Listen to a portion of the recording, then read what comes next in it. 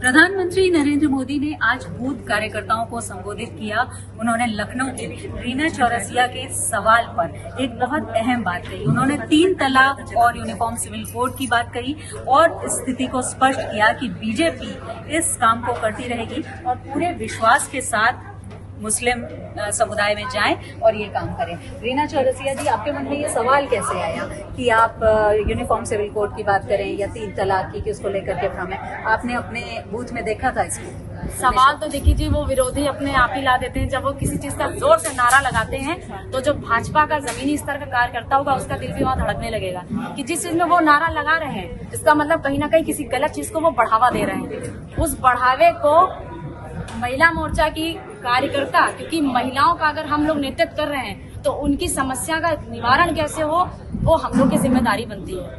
जैसे ईश्वर हर जगह नहीं पहुंच सकते वैसे मोदी जी भी हर जगह नहीं पहुंच सकते, इसलिए उन्होंने अपने कार्यकर्ता बनाए, जमीनी कार्यकर्ता बनाए जो एक एक घर की महिलाओं को चिन्हित करके उनके दुख दर्द को समझ करके, और ये दुख दर्द हम कैसे समझेंगे। जो उन्होंने जवाब दिया उसमें उन्होंने स्पष्ट किया कि जो दूसरी पार्टियां हैं वो जो इसका समर्थन कर रही हैं वो एक तरह से भड़का रहे हैं मुसलमानों को।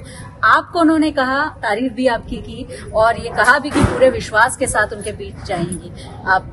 आपको लगता है कि इससे आपको एक संबल मिला, अब आपका आत्मविश्वास बढ़ा है उन लोगों के बीच? जब हमने ये सोच करके काम किया कि मेरे काम को कभी ना कभी मोदी जी देखेंगे और हो सकता हमें अवसर दें, तो आज वो दिन आ गए। तो जब हमें अवसर मिल गया है तो इससे डबल जोश के साथ लोगों के बीच जाएंगे और काम करेंगे। और मेरा राजनीति में मेरा आना राजनीति करना नहीं है, राज करना है लोगों के दिल में और तब नीति बनानी है। तो बीजेपी के कार्यकर्ता हैं, लेकिन कुछ मुस्लिम महिला जो बीजेपी की कार्यकर्ता हैं वो भी यहाँ है।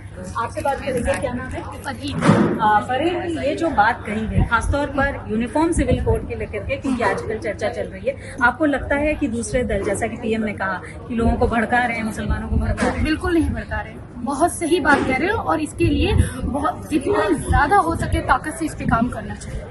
दूसरे दल जो बात कह रहे हैं, आपको लगता है कि उनकी बातों में आना चाहिए या पीएम ने स्थिति स्पष्ट कर दी है?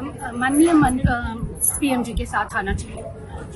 महिलाओं के बारे में जो उन्होंने कहा कि 3 तलाक जो लोग चाहते हैं, जो पार्टियां चाहती हैं, वो मुस्लिम बहनों के लिए एक तरह से 3 तलाक का फंदा लटका करके उन पर अत्याचार करना चाहते हैं। आप सहमत हैं? बिल्कुल मैं सहमत हूँ।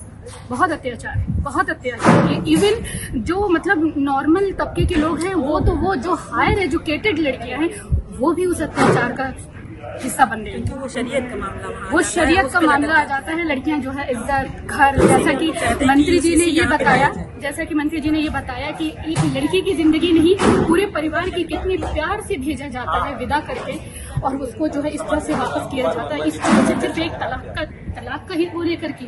तो ये चीज के लिए मैं बहुत ही आभारी हूँ इस गवर्नमेंट की कि होना चाहिए और बहुत सख्त इस पे, और अगर इस तरह का कोई उठाता है तो इस पे बहुत सख्त कार्रवाई भी करनी चाहिए। इसके लिए कोई कानून इतना सख्त बनना चाहिए। मैं इसके फेवर में हूँ। तो बिल्कुल ये बीजेपी की वो महिला कार्यकर्ताएं हैं। प्रधानमंत्री ने आज संवाद किया, वर्चुअल संवाद, और खासतौर पर उन्होंने लखनऊ की रीना चौरसिया के सवाल का भी जवाब दिया। इसमें मुस्लिम महिलाओं के 3 तलाक की समस्या को लेकर के बात कही, यूनिफॉर्म सिविल कोड को लेकर के बात कही, और प्रधानमंत्री ने राजनीतिक हमला बोलते हुए करारा प्रहार खासतौर पर विपक्षी एकजुटता की कोशिश पर भी किया। और उन्होंने कहा कि अगर अपने बेटे को, अपनी बेटी को या अपने नाती पोते के लिए, अगर अपनों के लिए वोट करना है तो बीजेपी के लिए वोट करें, जबकि अगर दूसरे राजनीतिक दलों के नेताओं के बेटे या बेटी के लिए वोट करना है तो उनको वोट करें। संदेश स्पष्ट है कि बीजेपी इन मुद्दों पर और मुखर होकर के अब विपक्षी एकजुटता का विरोध करेगी। वीडियो जर्नलिस्ट रोहित मिश्रा के साथ शिल्पी सेन।